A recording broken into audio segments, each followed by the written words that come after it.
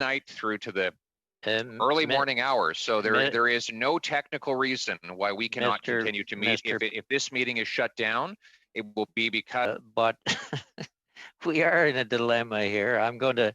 No, we're not. I'm going to. Yeah, no, Pretty we simple. are. No, it's not. Keep working. It's Do your job. It's not. Will you stop interrupting for a minute, please?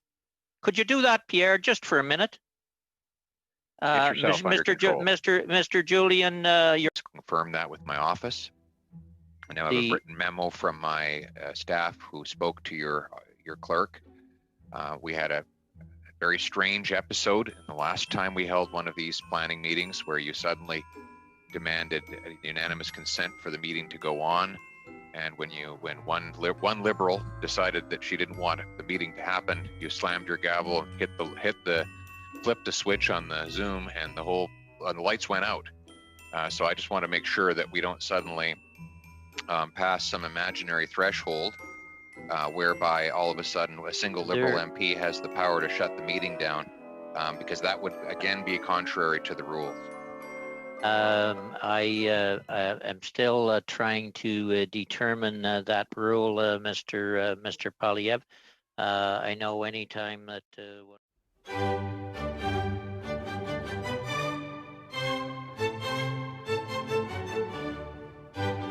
Mr. Poilievre, the floor is yours. Yes, thank you very much, Mr. Chair. Before I begin, I'd just like to briefly note that we could have settled this at the last meeting, but you shut the meeting down in violation of the rules. There was no vote to adjourn a meeting. The chair needs to have a vote of the majority of the members of the committee, and you had no such majority. So those rules are clearly laid out in the standing order, and they read that the committee chair cannot adjourn the meeting without the consent of the majority of the members. That's in Procedure and Practice, second edition. So I do still have the floor to my. Yes.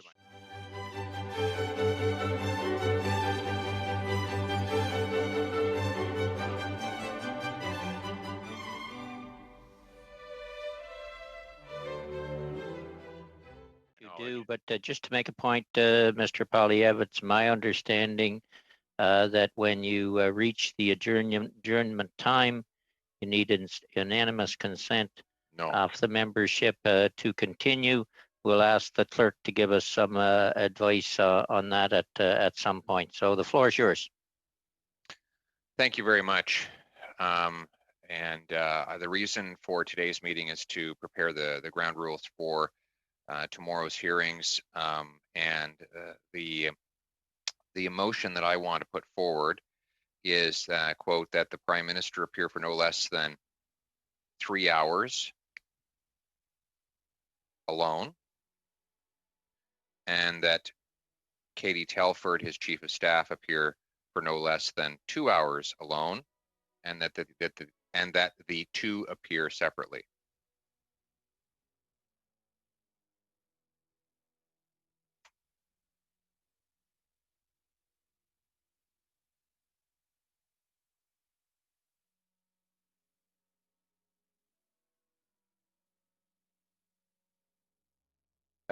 Are you complete? I've moved my motion. I just want to make sure that you have registered the motion, and I'd like to be on the speaking list to address my motion. All right, you're on the speaking list. Go ahead. Yes, Mr. Chair, there are obviously a lot of questions surrounding this controversy. The Prime Minister's family has received over $500,000 from the We Group, almost all of it since he became Prime Minister. He has admitted that he should have recused himself, an admission that will almost certainly accompany a conviction by the Ethics Commissioner. The same group received a contribution agreement worth $543 billion, of which 43 million was to go to the organization's expenses. And the obvious conflicts related to this matter have led the entire thing to be canceled. This is a case where $500,000 went from We to the Prime Minister's family, and then $500 million was going to go from the Prime Minister's government back to we. There are a myriad of meetings, conversations, of hearings, of discussions that and exchanges that led to this the creation of this bizarre program. And we need to know who met with what deliberations occurred that led to the decision. The organization in question is now coming under scrutiny for extremely unusual developments in its Kenya office. Prime Minister needs to indicate what he knows about those developments. We also have learned that the organization has a myriad of has linked to it through its principals, a myriad of numbered companies, private for-profit enterprises, foundations, real estate holding entities, all of which are involved in a series of strange relationships with the principal entity. We've learned that the contract or the contribution agreement was directed not to the principal charity, but to a real estate holding foundation, a shell entity that was created for the purpose of nothing more than holding real estate. These are extremely complicated issues, Chair, and we can't simply slough them aside with 10 minutes of questioning from each party. Most parties actually, under the current plan that you've created without consultation, would get less than 10 minutes to ask questions, and that does not include the time that the Prime Minister has to answer them. Furthermore, yesterday you displayed that you are going to interfere with the ability of members to keep the witness focused on the questions asked, and that you're going to allow witnesses to basically give rambling speeches unrelated to the questions asked, which will further burn down the clock and prevent the Prime Minister from providing any answers. I conclude by saying this. If the Prime Minister doesn't come and answer the questions, then he's going to be called again. This time it'd probably be through a vote of the House of Commons, and it would probably mean he ends up before another committee with an objective chair who would preside over the meeting without jumping into the rescue of the witness. So he's better. It's in the Prime Minister's interest just to come and give a fulsome and complete testimony now, rather than trying to come in, put on a dramatic performance, hide behind a favorable chair, and then sneak out the back door before anyone gets answers. Do it once, do it right, because if you don't, you'll be back doing it again. Thank you. Are you done? Yes. Okay. I would just point out I'll not get into an argument over my chairing, other than to say the rules of questioning were laid out at the initial meeting of the Standing Committee on Finance. There's 6 minutes for the first 4 in the first round, 5 minutes for the next 4 in the next round, 2.5 for the next round for the Bloc and the NDP. Just if you want to go back and look at the rules.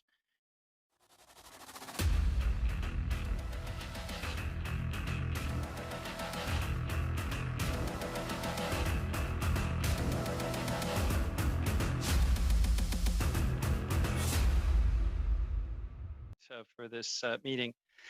First off, yesterday, the 4 hours only really hit the tip of the iceberg in terms of questions being asked. And I could tell you I had literally another dozen questions that I wasn't able to bring forward.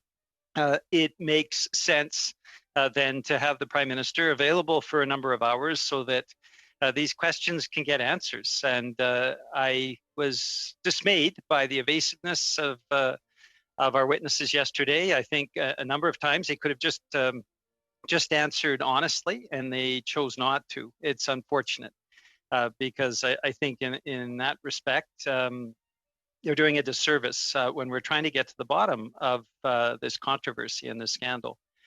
So I support the idea of 3 hours for the Prime Minister, 2 hours for Ms. Telford. That makes sense.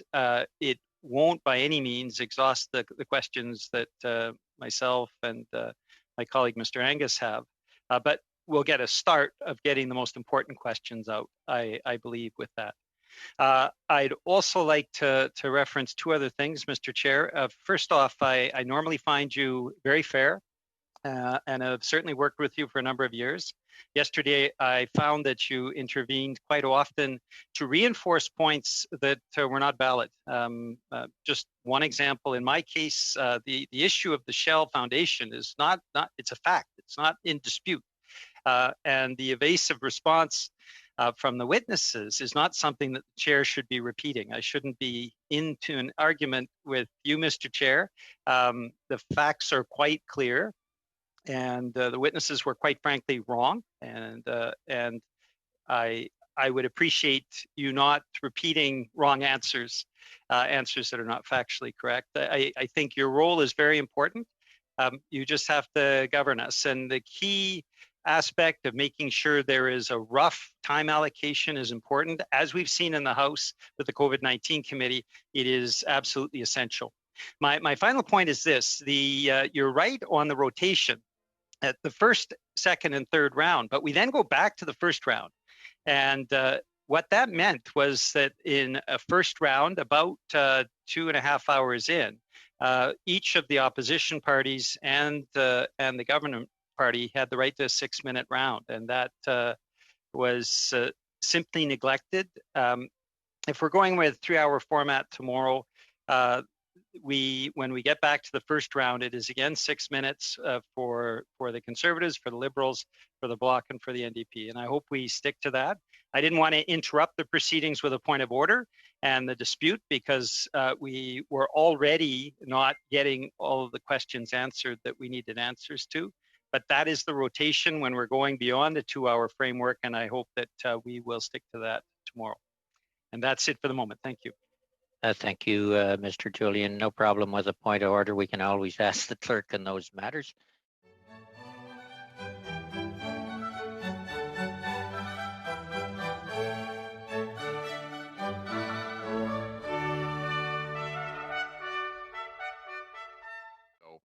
The clerk's concern being dispensed with, we're back to the normal rules, which requires a majority vote before the meeting is shut down.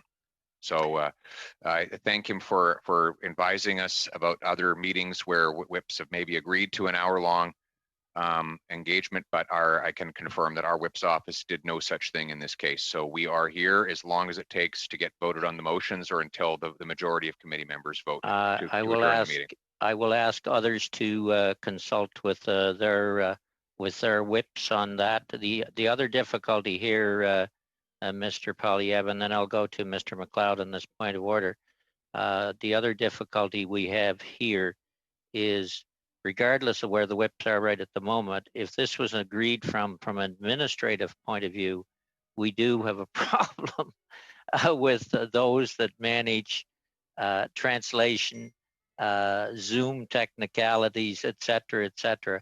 That's the only thing I see. I'm willing to continue as long as we're not imposing on the public service in an area where we should not be. Mr. McLeod. Thank you, Mr. Chair. I just wanted to make a few comments on the point of order that Mr. Poilievre has I raised. haven't.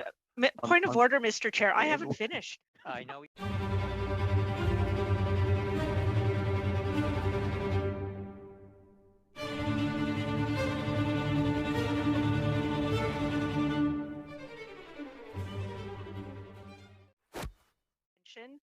Point of order, Mr. Chair.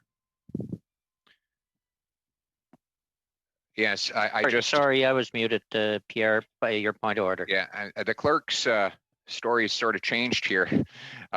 Yesterday, or the other day, when you shut down the meeting early, it was the claim was that it was because you didn't have unanimous consent to go on.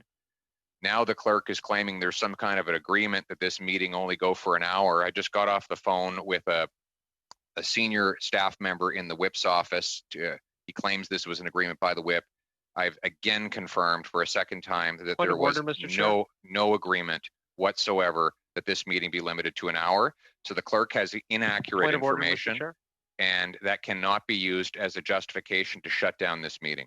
Mr. Poilievre, I'll let Mr. Fragascott. Night through to the Um, early Mi- morning hours. So there is no technical reason why we cannot Mr. continue to meet. Mr. If this meeting is shut down, it will be because the Liberals are in their minority are shutting down meetings to avoid having motions voted on. I am not looking at shutting down the meeting, Mr. Poilievre. So if you could